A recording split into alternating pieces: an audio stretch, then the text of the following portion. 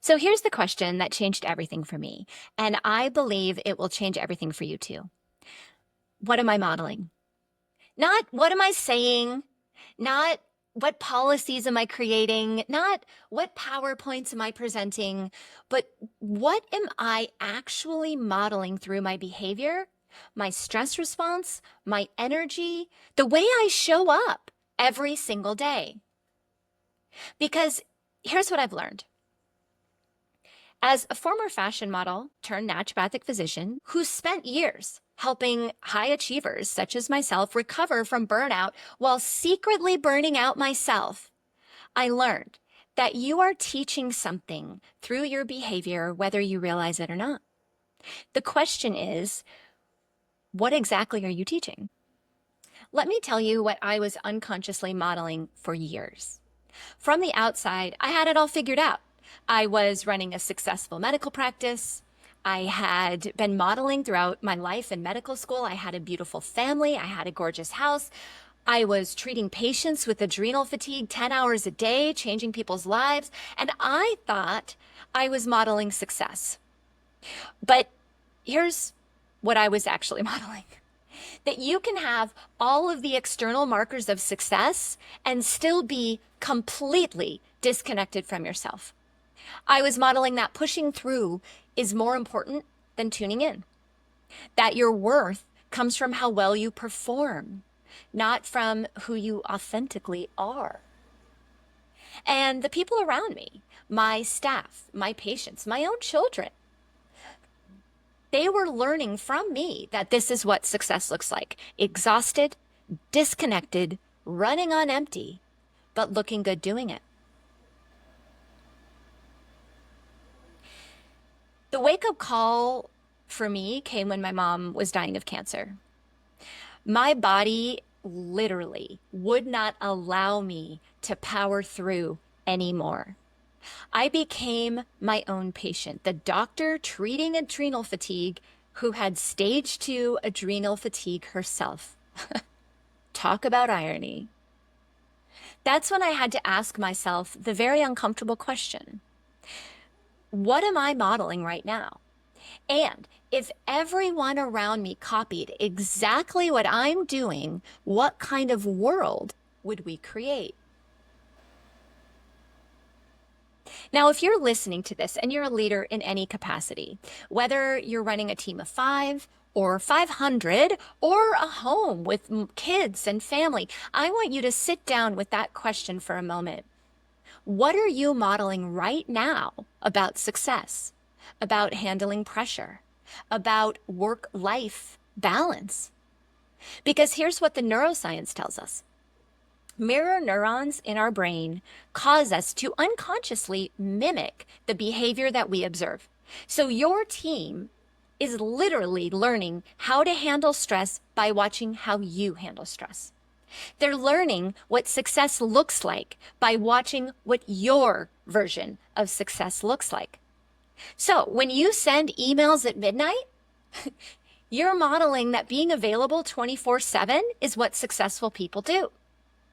When you skip lunch to power through another meeting, you're modeling that self-care is optional.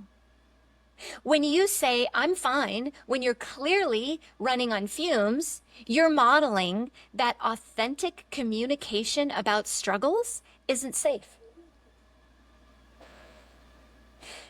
But here's the beautiful thing. When you become conscious about what you're modeling, everything changes. When I started modeling authentic success instead of performed success, when I started showing the people around me that listening to your body is part of high performance, not separate from it, when I started demonstrating that you can be wildly successful and deeply connected to yourself, that is when the magic happened. And not just for me, but for everyone watching. My staff started taking better care of themselves, and I was attracting new employees that already took care of themselves. My patients started believing that healing was possible without sacrificing everything else. My kids started seeing that mom could be successful and also be joyful and fun and present with them. I call this your leadership signature. The unconscious lessons you're teaching through your behavior and your stress response. That's honestly the biggest part of your leadership signature. How you handle pressure is teaching everyone around you how they should handle pressure. Think about the leaders that you admire most. I bet it's not because they never experience stress, because that just doesn't happen. Stress is everywhere and it's not going anywhere. It's because of how they navigate stress. They've mastered the art of turning pressure into power instead of letting pressure turn them into someone they don't recognize. So here's what I want you to do this week. I want you to become a detective of your own behavior. Ask yourself, what am I modeling about success right now? If my team copied exactly how I handle stress, what would that look like? Am I unconsciously teaching about work-life integration, balance? Would I be proud if everyone followed my exact example? And this is the brave part, okay? Ask 3 people around you what they think you're modeling about handling pressure. Talk to your direct reports, your spouse, even your kids. The answers might surprise you. Because when you shift from unconsciously modeling survival to consciously modeling sustainable success, you don't just change your life. You give everyone around you the permission to thrive instead of just survive. You create cultures where people can be authentically successful instead of just appearing successful. And that's what this podcast is about. Turning that unconscious influence into conscious leadership, however that translates to you in your life. Transforming pressure into power. Modeling the kind of success that's actually sustainable and keeps you healthy so that you can continue to do the amazing things that you do without jeopardizing your health. So that's your homework. Become conscious of what you're modeling and then decide what you want to model instead.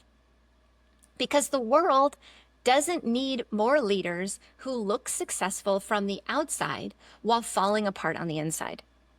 The world needs leaders who know how to be authentically, sustainably successful and who can model that path for others. Next episode, I'm going to be sharing my own transformation story and how I went from accidentally modeling burnout to consciously modeling sustainable success and what that looks like in real life. And trust me, if a former fashion model who became a doctor while raising kids, running a practice, taking care of parents and caregiving can figure this out, so can you. So until then, stop dismissing your stress signals as part of the job. Keep trusting your body's wisdom. And remember, when you change what you model, you change everything.